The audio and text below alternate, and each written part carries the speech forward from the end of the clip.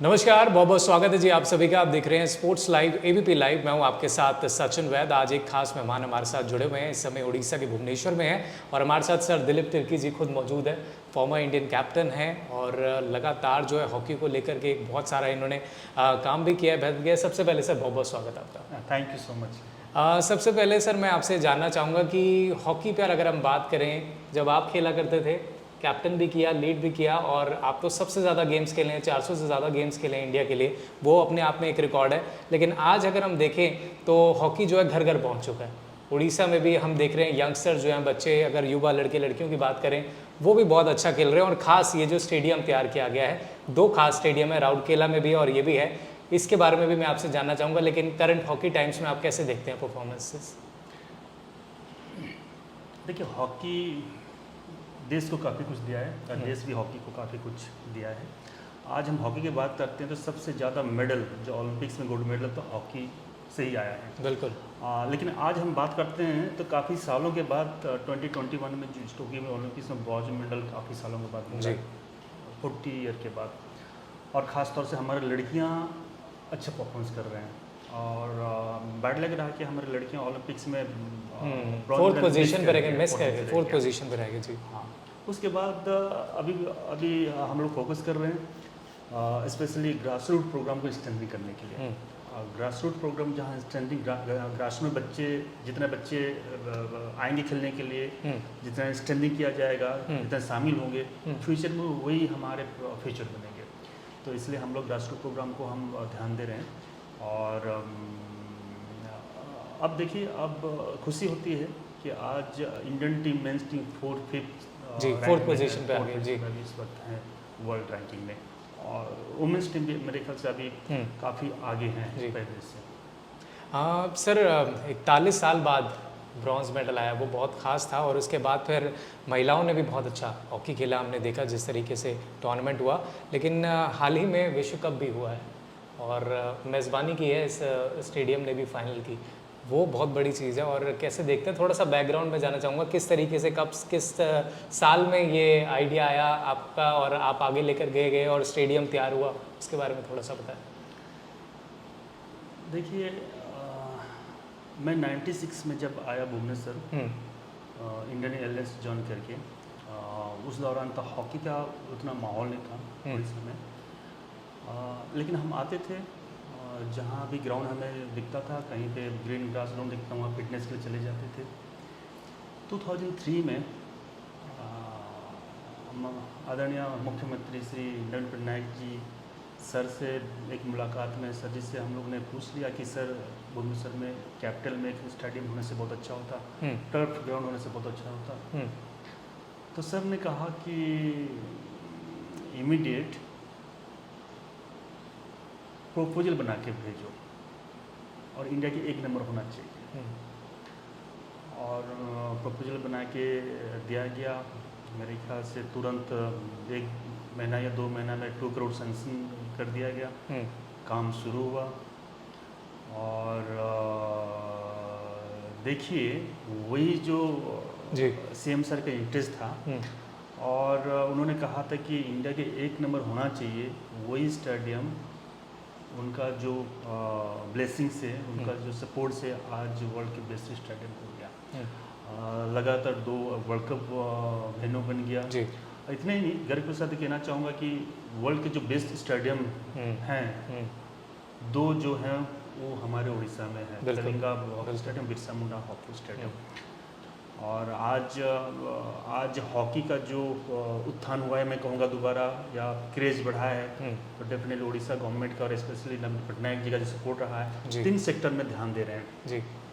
एक रहा इंफ्रास्ट्रक्चर, 2 रहा इवेंट चैंपियनशिप ऑर्गेनाइज करना, और तीसरा कोचिंग प्रोग्राम को देख रहे हैं। और आपके सामने देख रहे हैं इंफ्रास्ट्रक्चर, वर्ल्ड क्लास इंफ्रास्ट्रक्चर यहाँ पे है। सिर्फ हॉकी नहीं, और भी खेलों का भी है। उसके साथ जब तक आप चैंपियनशिप कराएंगे नहीं, जब तक आप इवेंट कराएंगे नहीं, लोग देखने नहीं आएंगे तो क्रेज़ कैसे बढ़ेगा? बिल्कुल। तो इसलिए वर्ल्ड कप, बीच में कितने से champion trophy, world hockey league, pro hockey league, HIL, कई सारे टेस्ट मैचेस, तो इस तरीके से काफ़ी टूर्नामेंट होने लगे। अब कोचिंग प्रोग्राम भी अभी ऑर्गेनाइज किया जा रहा है और ग्रास रूट कोचिंग प्रोग्राम भी हम जी। लोग कर रहे हैं जी। यहाँ। और कैसे ग्रासरूट में बच्चे किस प्रॉब्लम क्या है हमारे इंडियन स्पोर्ट्स में, हमारे इंडियन स्पोर्ट्स में जो ग्रासरूट के जो बच्चे हैं, जी। आप समझ लीजिए 8 से 15-17 एज जो ग्रुप वाले हैं, इनको कंपटीशन नहीं मिल रहा है, इनको मैचेस नहीं मिल रहे हैं, इसको एक्सपोजर नहीं मिल रहा है, और उस हिसाब से हम लोग ऑर्गेनाइज नहीं कर रहे हैं। तो इसलिए सुंदरगढ़ में 17 ब्लॉक्स में 17 सिंथेटिक सैंड अल्टरनेटिव अभी लग चुका है जी। उतने ही नहीं, संबलपुर में 2, जाजपुर में 1, छतरपुर में 1, और भी फ्यूचर में लगाने जा रहे हैं। अब मेरे ख्याल से अब तक मेरे ख्याल से उड़ीसा में 31, 32 मेरे ख्याल से, और 6-7 महीनों में, 1 साल के अंदर 35 तक हो जाएगा।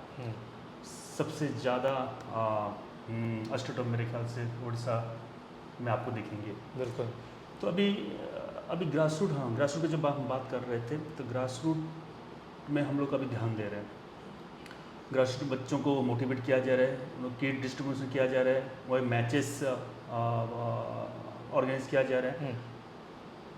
Orissa novel Tata high performance centre, Orissa government मिलके एक प्रोग्राम किए हुए हैं, और इसके तहत बहुत सारे मैचेस, कोचिंग प्रोग्राम किया जा रहा है। बिल्कुल, जब हॉकी का जिक्र होता है देश में तो ज़रूर उड़ीसा का नाम सबसे पहले आता है। जिस तरीके से जो फैसिलिटीज़ बच्चों को प्रोवाइड की जाती है, जो टर्फ सर यहाँ पर जो ब्लू टर्फ देखने को मिल रहा है, ये भी एक बहुत बड़ी बात है, क्योंकि पहले हम ब्लू टर्फ में नहीं देखते थे, यहाँ पर आया और राउरकेला में आया, क्योंकि जो हम अब्रॉड जाते हैं, इंटरनेशनल खेलते हैं हॉकी, वहाँ पर जिस तरह का टर्फ है वो ये टर्फ यहाँ पर मिल रहा है। ना सिर्फ हमारे देश के खिलाड़ियों बल्कि जो युवा लोग हैं उनको भी बहुत कुछ स्टार्टिंग डेज से, अगर इस यहाँ पर जिस तरीके से आप कोचेस प्रोवाइड करते हैं, फैसिलिटीज़ है, वो बहुत कमाल की है। मैं आपसे जानना चाहूँगा, अब तो शायद स्कूल में भी ये एक चीज़ यहाँ पर मान्य कर दी गई है कि हॉकी को भी चुन सकते हैं गेम, और उसमें आते हैं आगे बच्चे, पार्टिसिपेट करते हैं। हाँ, अब तो ऐसा हो गया कि अभी 1 सालों से, मेरे ख्याल से 1-2 सालों से अभी भुवनेश्वर में हॉकी स्कूल में हॉकी नहीं थी जी। तभी कैसे स्कूल में हॉकी कोचिंग प्रोग्राम ऑर्गेनाइज किया जा रहा है।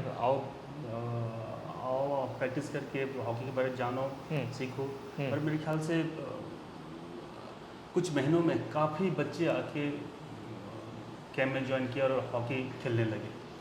सो धीरे धीरे हॉकी का क्रेज मुझे ऐसा लग रहा है कि बढ़ रहा है, बच्चे आगे खेल रहे हैं, हॉकी के साथ एंजॉय कर रहे हैं। ये हॉकी के लिए अभी काफ़ी बड़ी बात है।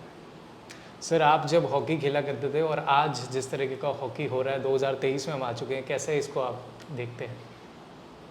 देखिए, एक दिन ऐसा था, अक्सर मैं कहता हूँ 89-90 में जब हम हॉस्टल एकेडमिक्स आए और हॉस्टल आए, उस टाइम उड़ीसा में टर्फ नहीं था, तो इसलिए टर्फ में प्रैक्टिस करने के लिए हम लोग कैलकाटा जाते थे, टर्फ देखने के लिए कैलकाटा जाते थे, और जाके all India tournament sub junior junior Nehru जीत के आते थे। आज के तारीख में मेरे गांव में टर्फ है, सो इससे बड़ी अचीवमेंट क्या हो सकता है। सो वही बात कि आज जब बात करें बेसिक जो है बच्चों के लिए, वो है टर्फ। सो उड़ीसा गवर्नमेंट मुख्यमंत्री जी के ब्लेसिंग से आज उड़ीसा में काफ़ी टर्फ लग गया है, सुंदरगढ़ में काफ़ी टर्फ लग गए हैं, और उसी हिसाब से बच्चों का इंटरेस्ट भी आगे बढ़ रहा है। तो सर, जो यंग टैलेंट आ रहा है, जो युवा बच्चे आ रहे हैं, पार्टिसिपेट कर रहे हैं, उनको भी शायद आपने नोटिस किया होगा, किस तरीके से आप उनको देखते हैं जब वो आते हैं यहाँ पर, और क्या लग रहा है भारत का भविष्य अगर हॉकी में देखें, क्योंकि करंट टाइम्स में इंडिया बहुत अच्छा कर रहा है और जो यंगस्टर्स हैं वो बहुत रुझान दिखा रहे हैं हॉकी को लेके? देखिए, उड़ीसा में इस वक्त हॉकी को काफ़ी करीब से अभी देखें जाने, और अब काफ़ी बच्चों को रुझान अभी आया है हॉकी में। डेफिनेटली मैं कहना चाहूँगा कि काफ़ी फ्यूचर काफ़ी ब्राइट लग रहा है। हम भी चाह रहे हैं, हॉकी इंडिया और से भी हम चाह रहे हैं कि भाई ज़्यादा से जितने ज़्यादा बच्चे खेलेंगे, इन्वॉल्व होंगे, हमें क्वालिटी उतनी ही क्वालिटी मिलेगी। और जहाँ तक हम बात करते हैं उड़ीसा में, हाँ, स्कूल लेवल का जो स्पोर्ट्स कई, जैसे सुंदरगढ़ में सीमित रह गया था, बीच में संबलपुर, देवगढ़, कई सालों पहले ढेंकानाल, छतरपुर, इस एरिया में हॉकी थी। लेकिन अब कोशिश है कि हर एक डिस्ट्रिक्ट में हॉकी एटलीस्ट खेली जाए। तो इसलिए हमारे हॉकी एसोसिएशन उड़ीसा गवर्नमेंट की ओर से हमको एक प्लान प्रोग्राम किए थे, स्कूलों में हॉकी कैसे खेलना चाहिए। इसलिए मो हॉकी क्लब, मो स्कूल हॉकी क्लब, ताकि वहाँ पे भी बच्चे एटलीस्ट हॉकी सीखें, खेलें। इसलिए हर एक डिस्ट्रिक्ट के एक स्कूल को चुना गया है, उसमें कोचेस और ट्रेनिंग प्रोग्राम ऑर्गेनाइज की जाएगी। और एटलीस्ट जहाँ बिल्कुल हॉकी नहीं थी वहाँ पे एटलीस्ट हॉकी शुरू की जाए। जी जी सर, अब आगे जो है एशियन गेम्स आने वाले हैं, इस पर क्या उम्मीदें लग रही हैं भारत की ओर से? और पेरिस ओलंपिक्स भी है, वो बहुत बड़ा इवेंट है अगले साल जो होने वाला है, तो कैसे देखते हैं आप इंडियन हॉकी को? एशियन गेम्स काफ़ी इंपॉर्टेंट टूर्नामेंट है हमारे लिए, एशियन कंट्री के लिए, क्योंकि जो टीम चैंपियन होता है डायरेक्ट क्वालिफाई करते हैं ओलंपिक्स के लिए, और हमेशा ओलंपिक्स काफ़ी इंपॉर्टेंट है हर एक खिलाड़ी के लिए। जी एशियन गेम्स उम्मीद कर रहे हैं इस वक्त टीम बेटर कर रहे हैं। वर्ल्ड कप में टीम का परफॉर्मेंस उस लेवल हो नहीं पाया था जैसे हम लोग उम्मीद किए थे, लेकिन उसके बाद प्रो हॉकी लीग में कई सारे मैचों में बहुत अच्छा परफॉर्मेंस किया है।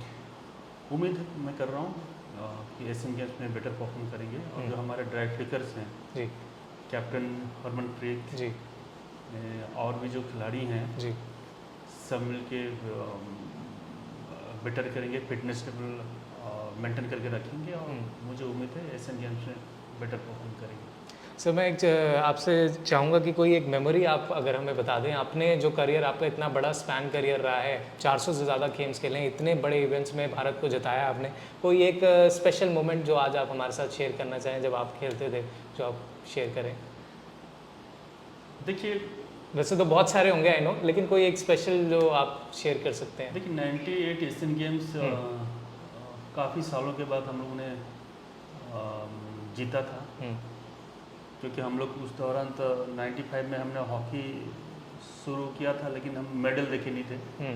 तो पहला मेडल जो है इंटरनेशनल लेवल में एशियन गेम्स गोल्ड मेडल हमारे लिए काफ़ी बड़ा रहा। मैं हमेशा याद करता हूँ इस चीज़ को। और देखिए, कोई भी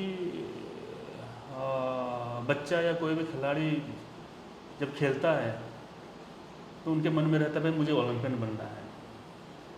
उसमें जब फर्स्ट ओलंपिक 96 में जब टीम में शामिल हुआ तो वो भी मेरे लिए एक गर्व का मोमेंट था।